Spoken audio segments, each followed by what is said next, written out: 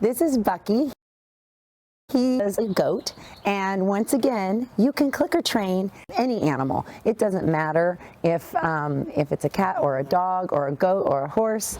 You can even clicker train chickens. So I haven't worked with Bucky in quite a while. Last time we worked, I taught him to touch a cone with his nose, which when I brought the cones in, he clearly remembered, even though it was 2 years ago. What I want to do is warm him up and teach him to touch my hand. This will be a good way to remind him what the clicker means.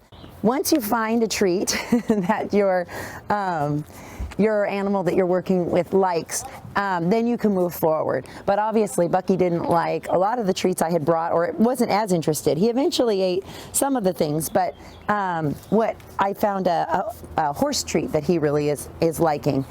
So now I'm going to go ahead and start with the teaching him to touch my hand. He's obviously really interested in the treat and my pouch, so I need to get him oriented away from it. So I'm going to teach him that the way that you get a cookie is not by pushing on my treat pouch, but actually doing a behavior. So, and because Bucky and I have done this once before, he actually has some memory of it clearly.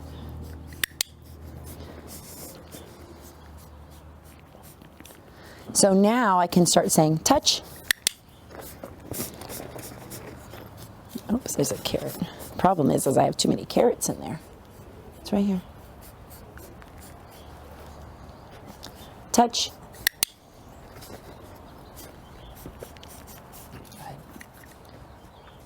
Touch. Good. All right, so Bucky clearly remembers what the touch is. And now I'm going to have him touch the cone first. So we're going to have him touch.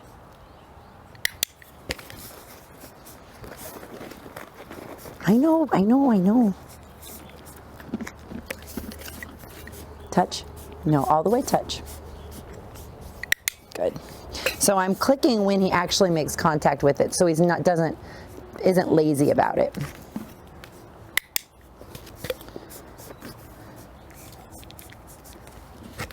Touch. Good. You can see how engaged he is, and he's actually really enjoying this. Last time he had so much fun, I could barely stop. Touch. No. Touch. There you go. And sometimes when they make mistakes like that and he doesn't reach it all the way, that's the way for them to learn that they actually have to touch it. So it's important that you don't always give in, because sometimes that's a learning moment. When they make that mistake, it's not a bad thing. It allows them to know the difference and know exactly what you're looking for. So if I clicked when he just was a couple inches away, he wouldn't know that what I actually want him to do is touch it. And so if he struggles, I can always get it closer too. So now we're going to try something. Now that he knows that this is a touch, I'm just going to see if I put it on the ground if he will touch it. Now, the hard part about this is Bucky gets way into this, so it's hard to get him to not be with me. So what I'm going to do is give him a cookie over here to distract him for a minute. And then let's see if he goes over and touches it. After he finishes that cookie, let's see. Touch. Yes, good job. Touch. Yes, good job. And you notice that time when he heard the click, he actually turned back to me because he's looking to get his treat once he hears the click. Let's see if I can distract him again and get a little more distance. Come here. So that's just to distract him. Touch. Let's see if he can do this. Touch. No.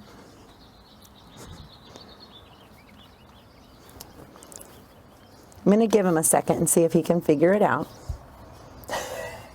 He's putting his head over here, being cute. Touch. That was close. See if I can get him to go a little further. Bucky. Touch. So this is confusing him. He just wants a free treat. So let's see if we put it on the ground. Touch. Good. He's just not quite ready for it to be that high, probably. Good boy. There's a distraction. Let's see if we do it again.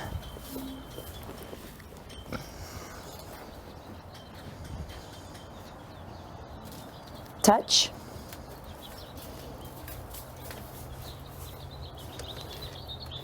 Touch. Yes, good job. What if I put it up here now? You touch it? What about if it's here? Touch. Good.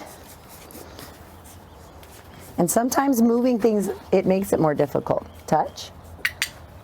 So I lowered my criteria because this is harder for him, so I let him get a click even though he didn't touch that all the way, because being higher, it's more complicated for him.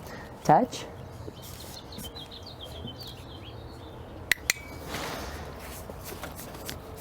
And for whatever reason, being on the ground is easier for him. All right, let's do one more like this, and then let's do something different. Yeah. Look. He won't take my bait for distraction anymore.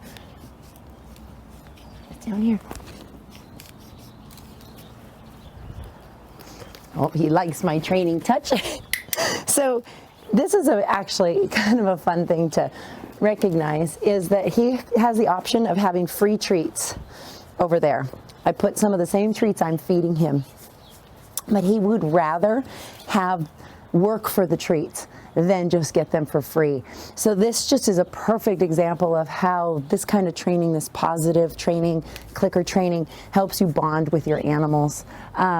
Because it's not just all about the food in a lot of situations, it's also about the relationship. So he would rather be here working and touching this than just get that free treat on the ground. So that's just a nice, good take-home message of why this kind of training is beneficial. Not just that it's low stress, but it's also more fun for your animal.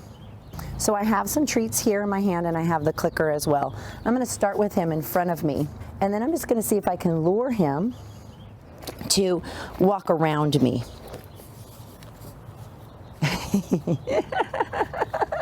There you go. Move that hiney. Eventually I would be able to fade out my treat, and then I will be able to get him to just go around. And I'd probably add a word like around, or I could probably teach him to walk backwards just by doing some of the similar things that we did with Isabeau with the horse. I hope that this was a helpful segment, and we'll see you next time.